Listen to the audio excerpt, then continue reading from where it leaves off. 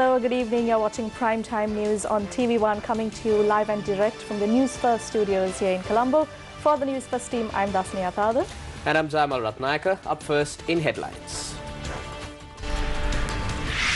President reveals 2,000 million rupees looted from the Lotus Tower project via a shell company. Chairman of National Elections Commission says presidential election will be announced within 14 days. Minister Sajid writes to party leader requesting to name the presidential election candidate soon. Prime Minister promises civil society organizations he would present cabinet paper to abolish executive presidency. Warning issued to locals living on banks of Attanagalu Oya and Kalu River as a result of inclement weather.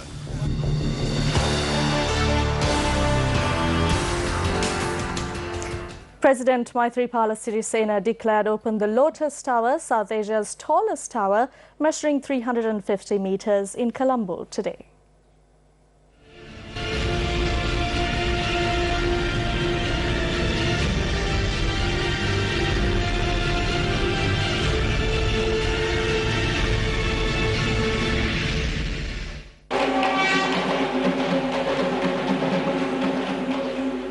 The opening ceremony of the Lotus Tower was graced by the Chinese ambassador to Sri Lanka, Speaker Karujai Surya, the commander of the Army and Navy, as well as other local and international dignitaries.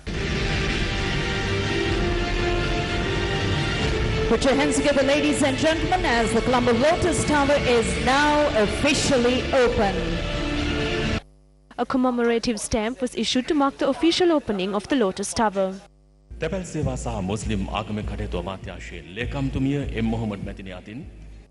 Speaking at the event, the President made a revelation on massive fraud and corruption surrounding the Lotus Tower project. This building is not 100% complete. However, we decided to declare open the tower because it is near completion and at a level which it can be declared open. It took 7 long years for this tower to rise. This is not a donation. The money for the construction of this tower came from a massive loan taken from the Exim Bank of China. While we are happy, there is something that needs to be said. In 2012, the government of Sri Lanka had paid 2,000 million rupees or 2 billion rupees as an advance payment to commence construction of this tower. The payment was made to a Chinese company called ALIT. In 2016, ALIT is missing. There was no trace of the 2,000 million rupees given by the government of Sri Lanka. After we were made aware of this, an investigation was launched. Such a company did not exist anywhere in the world. Based on that, the China Exim Bank loan from China was reduced to 12 billion from 16 billion. Thereafter, we were compelled to fund the construction of this tower. This tower was constructed totally with the Sri Lankan people's money. The 12 billion given to Sri Lanka is a loan. We need to pay 2,400 million rupees to the Exim Bank for a year, and it is for a period of 10 years. In addition, we require another 3,000 million rupees to complete the remaining work on this tower. This is the money which can be used to pay the salaries of the government employees. The money that can be used for the development of this country, to buy medicine for patients and school equipment for children, and it was used for the construction of this tower. Following discussions with the finance minister, we've decided to make this a state company. In the coming weeks, a board of directors will be appointed and it will be made into a state company which will function similar to a private company.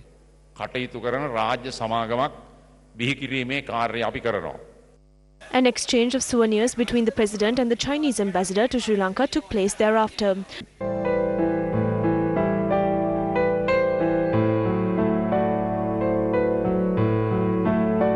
Standing at a height of 356.3 meters, the Lotus Tower was constructed at a cost of $104.5 million.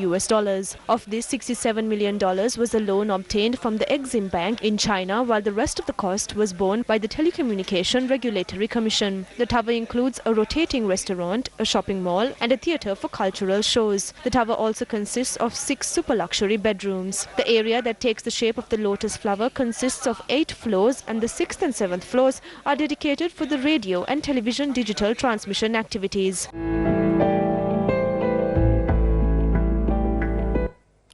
The Disaster Management Centre has requested people living in low-lying areas to be vigilant as water levels of the Kalani River in the Nagalagam Strait could rise as a result of heavy rains. The Irrigation Department issued the same warning for those living on the banks of the Attanagalu Oya and the Kalu River. Many low-lying areas were inundated after the Kesselgamwa Oya exceeded spill level in Bhagavantalawa, Hatton. Uprooted trees and falling earth embankments obstructed the Norton Ginigathenu Road this morning in the Atlas area. 23 families living in Nangolla, Sornathotta in Badulla were instructed to evacuate from their houses due to a risk of falling earth embankments. Our correspondent said earth embankments that collapsed along with rocks from the top of the Nasugala hill damaged one house. Low-lying areas in Udugama and Thavala were flooded after the Ginganga broke its banks. Inclement weather forces many to refrain from setting out to sea from Galle and Mathura today. Following the heavy rains experienced in the western slopes in the central hills, a disaster warning was issued for the Ambagamuwa Korale area in Nuwara. In addition, vehicular movement was hampered after a tree uprooted and rocks fell onto the Norton Bridge, Ginigathena Bridge. Badulla district. Over the recent days, heavy rains were experienced in Badulla and some areas were named as landslide-prone areas. Several people were instructed to evacuate from their homes as well. This evening, there was a gradual reduction in rainfall.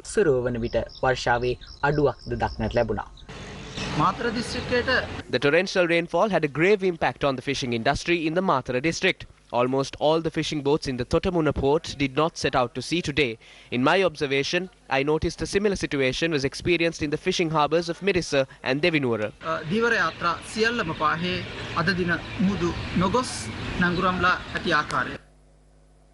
Meanwhile, the National Building Research Organisation, or the NBRO, issued a landslide warning to the Ratnapura, Kegalle, Kalutara and Nuwara districts.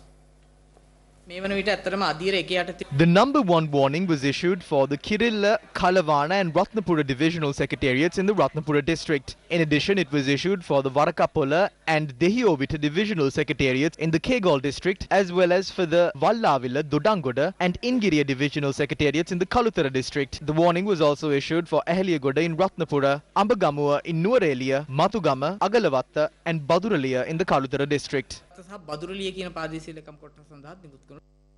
Now, as many of you have experienced, Sri Lanka as a whole has been experiencing some inclement weather over the last few days, particularly if you are living in Colombo and the suburban areas. You can see that to a great degree it has also affected our day-to-day lives. Now, the Met Department, with concern to this, has issued a notification. What they have said is showers or thunder showers will occur at times in the western, Sabaragamuwa, southern, central, northern and northwestern provinces, with heavy falls of 100 to 150 millimeters likely at some places in these areas. Now, also taking a look across the situation at the coastal belts, showers or thunder showers are expected to occur at times around the island, with heavy falls set to occur at some places in the western, southern, southeastern, deep and shallow sea areas. Now, wind speeds of up to 30 to 40 kilometers per hour are also expected in these areas. The sea area extending from Hambantota all the way to Pothuil, as well as the sea area extending from Puttalam to Kankasanture via Mana, is also expected to be rough, with wind speeds set to increase to up to 50 to 55 kilometers per hour. Of course, the Met Department does convey that the general public need to take necessary precautions to ensure that the damages caused by the strong winds and the strong rains are minimized. Showers or thunder showers will occur at times in the western, Sabaragamuwa, southern, central, northern and northwestern provinces. In addition, showers or thunder showers will occur elsewhere over the island in the evening. Showers or thunder showers will also occur in the coastal areas of the western, southern and southeastern parts of the country, and wind speeds could increase to 60 to 70 kilometers per hour. Wind speeds can also increase up to 60 kilometers per hour off the coast extending from Hambantota to Pothuil and Puttalam to Mana via Kankasanture. There could be an increase of this situation by the 19th to the 20th of September. A part of the ceiling of a building at the Hulsdorf Court complex collapsed today as a result of heavy rains. Our correspondent said the ceiling was part of the Colombo High Court complex.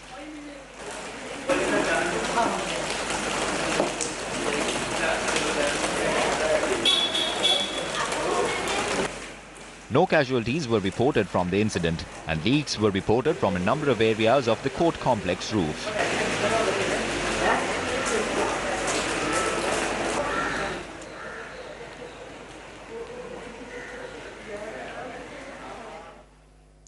Prime Minister Ranil Wickremesinghe appeared before the Presidential Commission of Inquiry appointed to investigate fraud and corruption in the present government today. He was summoned to record evidence with regard to an investigation taking place on leasing a building in Rajagiriya for the Ministry of Agriculture. The Prime Minister arrived at the Presidential Commission at 9:30 this morning and evidence was recorded until 11 a.m. The Prime Minister then left the Commission for a short period of time and then returned to the Commission at 1:30 p.m. The Prime Minister left the Commission at about 4:15 this evening after providing evidence for over 4 hours. A group including Ministers Ravi Karunanayake, Akila Viraj Karyavasam, Daya Gamage, Vajira Bewardena and the Secretary to the Prime Minister Saman Ekanayake accompanied Ranil Wickremesinghe. At the Presidential Commission, it was revealed a sum of 2.1 billion rupees or 2,100 million rupees was spent by the government for the Rajagiriya building used by the Ministry of Agriculture. Prime Minister Ranil Wickremesinghe admitted before the Commission it did not yield the expected result.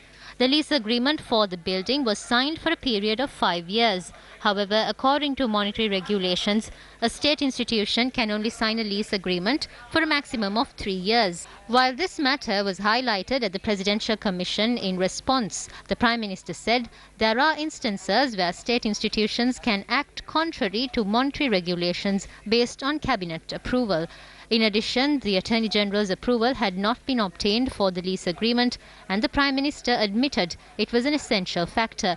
A series of issues at the Rajagiriya building were exposed at the Presidential Commission. The absence of windows for ventilation, flaws in the air conditioning system and the lack of parking facilities were among them. It was revealed the owners of the building named DPG Upali Jai Singha and Dakshin Jai Singha are party to a separate court case involving the property and the building is an illegal construction. In addition, the Urban Development Authority had only permitted for the construction of 7 floors of the building, which now has 10 floors.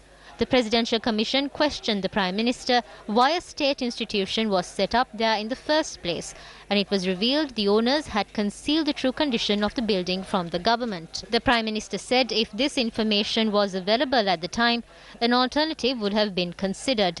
The Prime Minister pointed out he issued instructions for 3 buildings proposed by a committee headed by the Secretary to the Prime Minister to be looked into and the most suitable building to be acquired on a lease. The Prime Minister said the decisions that followed were taken by the ministry at their own discretion. The building was selected deviating from the government procurement procedure. When the Commission inquired if the subject minister had properly fulfilled his duties, the Prime Minister said he cannot make a statement regarding a minister in his capacity as Prime Minister. The Commission questioned the Prime Minister if the Secretary to the Ministry had committed criminal breach of trust. The Prime Minister did not provide a clean answer to this question either. The monthly lease installment paid for the building in Rajagiriya is 21 million rupees. However, the state estimated value of the building is 13 million rupees. The government never used this building but had paid the rent of the building for 1 year and 4 months and also paid service charges for the period. When the Commission questioned the Prime Minister as to how service charges were paid if the building was never used, the Prime Minister responded saying this cannot happen. Appearing on behalf of the Prime Minister, President's Counsel Ronald C. Pereira was severely warned by the Chairman of the Presidential Commission. He was warned as he attempted to interrupt the Prime Minister while Wickremesinghe was responding to questions. The UNP Parliamentary Group meeting took place this evening. The UNP Parliamentary Group meeting took place at Temple Trees under the auspices of party leader Ranil Wickremesinghe. We did not discuss about the presidential candidate. The Prime Minister requested us to be patient as the process is taking place.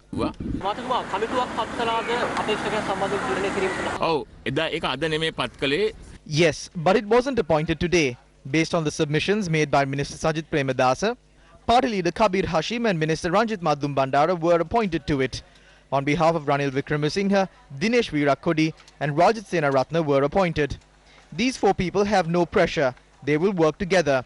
review all reports regarding the Tamil political parties, Muslim political parties, the Sinhala Buddhist and Catholic movements in the south and religious forces. We hope the report will be made available in the coming weeks. ඉදිරි සතිය තුල වාර්තාව ලැබෙයි කියලා බලාපොරොත්තු වෙනවා. Deputy Leader of the United National Party, Minister Sajith Premadasa, in a letter to Party Leader Ranil Wickremesinghe, has requested him to name the presidential election candidate soon. I wrote to Party Leader Prime Minister Ranil Wickremesinghe to name the presidential candidate of the United National Party and the United National Front soon. I stated in writing we cannot delay this any longer because it will cause great damage to the party and the country. I see this delay as a fatal attack on democracy. So I would like to say, as the son of Ranasinghe Premadasa, if the United National Party and the United National Front were set to select me, I am definitely ready to face this year's presidential election. If there is any issue in putting forward my name, I ask them to put it to the working committee and the parliamentary group and have its approval sought there. Sajith Premadasa has made this request. Now is the time to democratically name this candidate. I am not someone who takes things by force. I follow democracy. If we are unable to take a unanimous decision together, I ask the parliamentary group and the working committee be given the opportunity of voting in a secret ballot. I think the time is right. We cannot postpone any longer.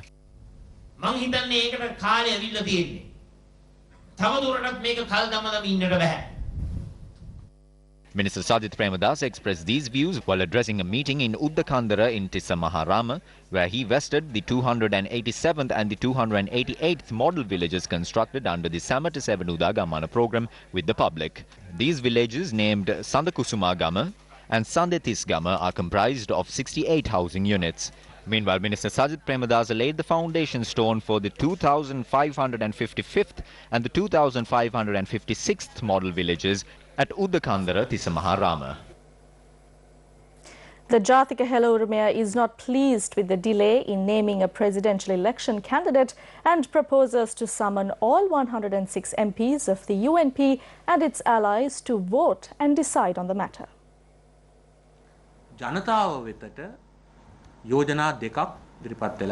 The people have presented two proposals. One is for present party leader Prime Minister Ranil Wickremesinghe and the other is for Deputy Leader and Minister of Housing and Construction Sajith Premadasa. How will the candidate be decided? As we are to contest from a broader alliance, as no proposal was made on the matter, we call propose for all 106 MPs in the parliamentary group represented by the government be summoned and a candidate be selected by the majority vote. Only one person can emerge victorious and he will emerge victorious. The winner cannot cause any harm to the losing faction. In addition, the losing faction cannot follow a policy to refrain from giving their support. Both sides must come together to face the presidential election.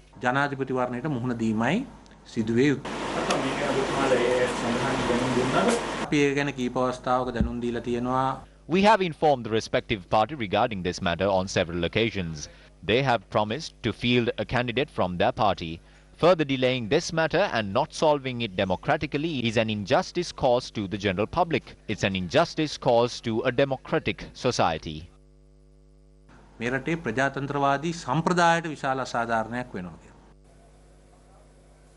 A meeting took place yesterday between leader of the Tamil National Alliance, R. Sambandhan, and several senior ministers from the United National Party. TNA leader R. Sambandhan said he held discussions with UNP ministers Mangala Samaravira, Malik Samaravikrama, Rajitha Senaratne. The TNA was also represented by parliamentarian M.A. Sumandiran. It's true, UNP ministers Mangala Samaravira, Rajitha Senaratne and Malik Samaravikrama met with me and MP M.A. Sumandiran at my residence. They spoke about the presidential election. They said the TNA must support Minister Sajith Premadasa because he has the support of a majority, because he is the deputy leader of the party and because he is an important minister. I spoke with the Prime Minister over the phone and he said he wishes to meet with me and the parliamentary group in Parliament tomorrow, and I agreed to meet. Following an event in Colombo, journalists posed questions to Minister Malik Samaravikrama regarding the meeting.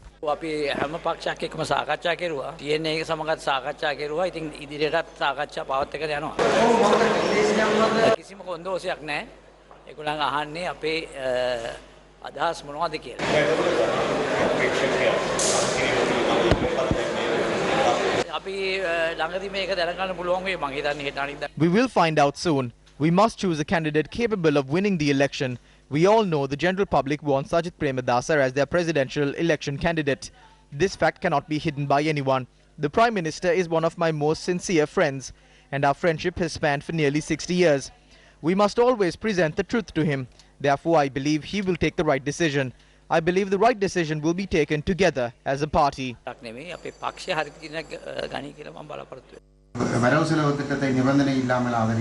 TNA voted in favor of the budget. They even protected the government during the vote on the motion of no confidence. As a mark of gratitude, they gave R. Sambandhan a mansion with a 1.5-acre plot of land and vehicles. This was given for the unconditional support extended to the government. Why will they hold more talks with Ranil Wickremesinghe? Is it for more facilities? Sambandhan must not deceive the people anymore. He is old and must go back. State Minister Rantan Ramanayake responded to questions posed to him when he arrived at the Supreme Court today to appear for a case. ජාත්‍යන්තර වශයෙන් පිළිඅරගත් නායකතුමා අවුරුදු 4මාරක් මට පාලනය කරා. හැබැයි එතුමාට එල්ලුනේ චෝදනා විතරයි. ඔබතුමා ඒක පිළිගන්නවද? අගමැති Ranil Wickremesinghe මහත්මයාට Prime Minister Ranil Wickremesinghe had the least number of allegations levelled against him. With regard to the central bank bond scam, he was accused of appointing his friend, who is a Singaporean national, to the post of governor of the central bank. But when we compare this with the amount of allegations against Mahinda Rajapaksa, the tsunami scam, the murder of journalists, and so on. There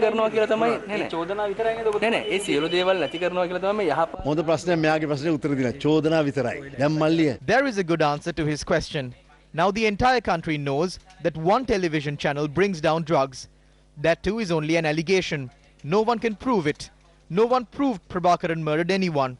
No one proved Hitler committed murders. No matter what the allegations are, the charges must be filed. The B reports must be filed. The certified copies must be drafted. And the evidence all must be brought here.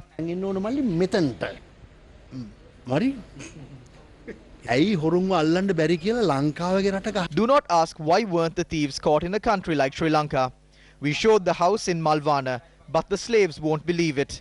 I have showed a house in America worth 180 million rupees. That is the house of Saminda Rajapaksa, the son of Gotabaya Rajapaksa. He had gone to Los Angeles from Sri Lanka 6 times. You can only carry $10,000 at one time. When he landed in America, it had become $20,000. Someone had given him $10,000 while flying. I am speaking with evidence. File cases against me. If the people cannot understand this, am I to grind it and feed it to them?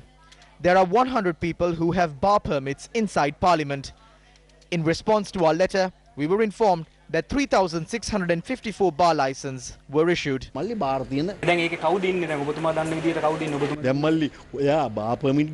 you are asking me about bar permits, but you are not asking me who brings down drugs. Why is that? Why are you not asking about the people who bring down drugs? Do you know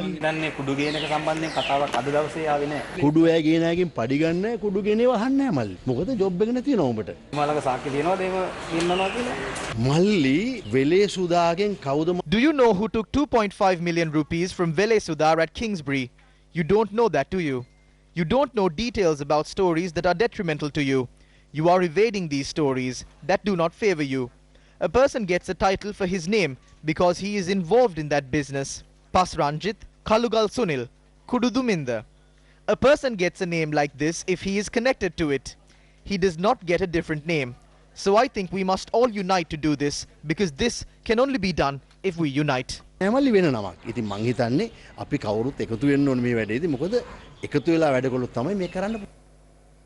UNP MP and Deputy Minister Palitha Thevaraperuma and 5 others were released on bail today by the Mathugama Magistrates Court. Mathugama Magistrate NHL Halpandeniya remanded Palitha Thevaraperuma and the group until today, after they surrendered themselves on the 10th of this month for burying a body in violation of a court order. The group, including the Deputy Minister, were accused of burying the body of a person who died in the Teroit estate in the Tebuana Police Division in the estate premises in violation of a court order issued against it.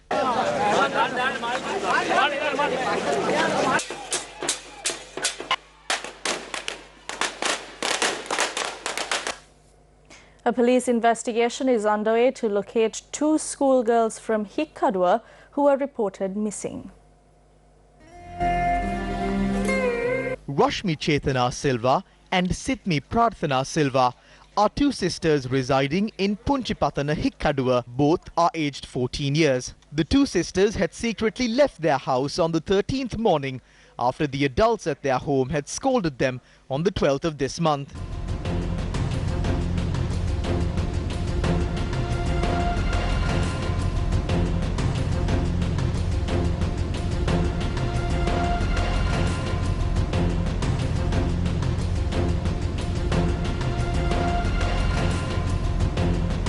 CCTV footage captured the 2 girls boarding a bus bound to Colombo from Hikkadua.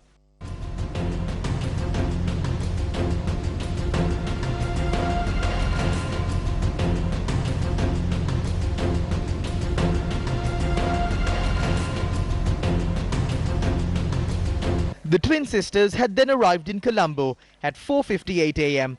and travelled towards Malvattu Road from the Fort bus station.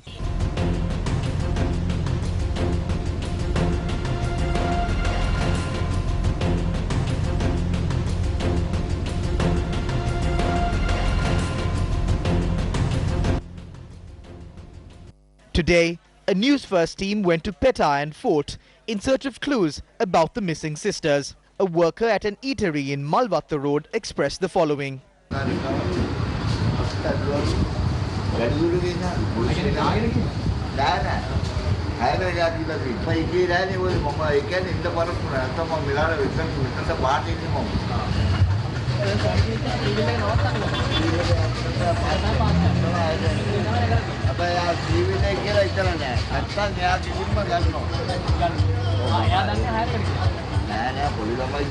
The fate of these 2 twin sisters after that is still a mystery.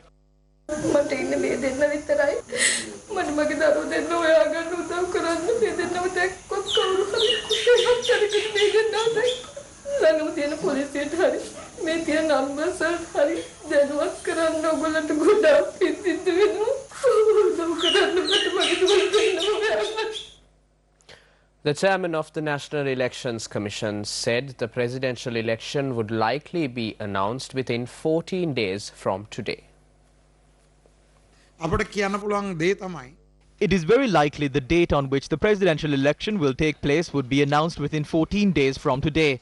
The National Elections Commission is meeting today. The matter would be decided then. Tomorrow we will have a meeting with political parties as well as parties represented in Parliament.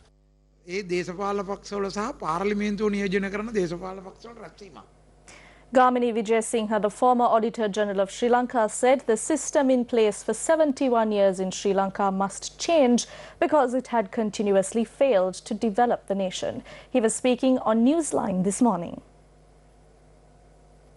So you have to find this alternative system instead of present system, because everybody knows that for last 71 years they have failed to develop this country. So that the system going on is completely failed, and they are going to follow that same system. And that means even another 5 years it won't happen, that development won't come to the country. And the same time that you have to identify what is the difference between development and happiness of the people. So first you have to find the happy people in the country, so then only we can go for the development. So if somebody is willing to do that type of system, country can be changed, because without happiness people, so what is the development we are going to reach to this country? The largest ever international trade union event to be held in Sri Lanka, the Maritime Roundtable Conference organized by the International Transport Workers Federation began in Colombo today. Over 500 trade union leaders will be attending the 3-day conference from Africa, the Arab world, Asia Pacific, Europe, and from Latin and North America. Now Sri Lanka is receiving worldwide attention due to its strategic location. Indian Ocean has become a place of great interest to all the superpowers since its geographical location. and also maritime location.